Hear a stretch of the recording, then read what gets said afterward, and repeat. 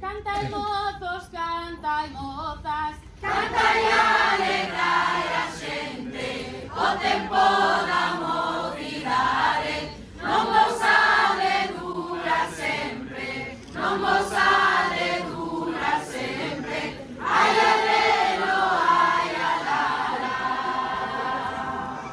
e ti celo, celo, Non mo queres dar, e despois de vello alo de salar, alo de salar, alo de salar, e ti telo, telo, non mo queres dar.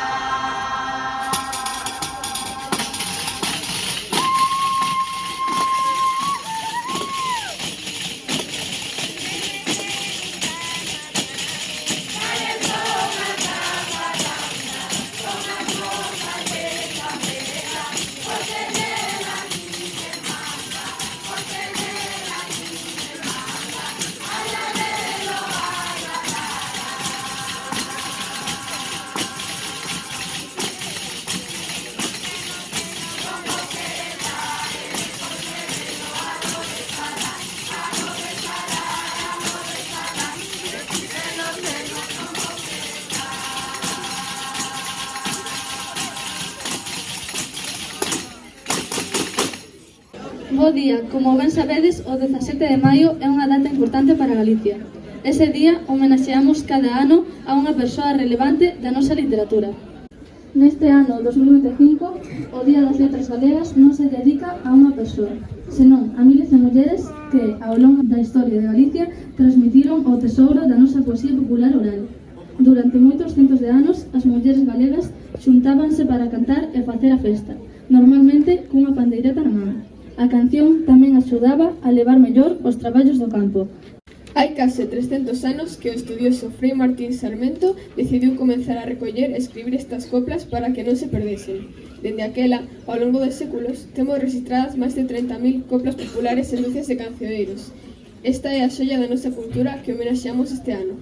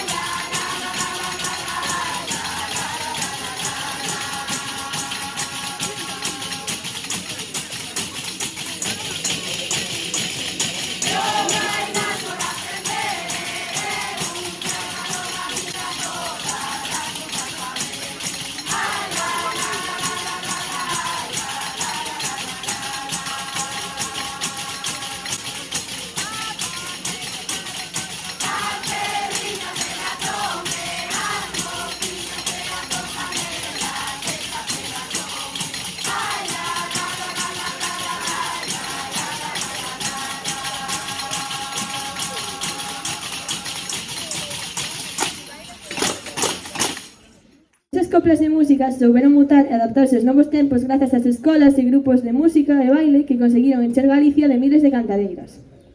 Tamén se escoita cada vez máis grupos que teñen base na nosa tradición. Reparade nestes datos.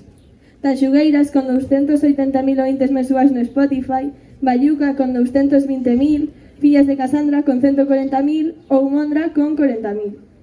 No mural queríamos que tivesen presenza a pandeireta e a muller cantareira. Ocorreuse nosa idea de que aparecesen as coplas escritas dentro das pandeiretas e fixemos bosquexos nos que tamén pensamos en representar a cantareira a través da súa saia tradicional, mandil incluído. O resto do corpo temos que imaginalo. Fixémolo así para enxaltar a súa figura. Todas e todos nós observamos desde baixo, cun punto de vista infantil, a quen nos transmite a nosa cultura popular oral. Para darlle forma definitiva a todo isto, contamos co pintor moañesa Xila Tato, que nos acompaña hoxe aquí. Con ela pasamos horas enchendo de cor esta parede. Estámoslle moi agradecidas porque ela é responsable de que quedase tan bonito.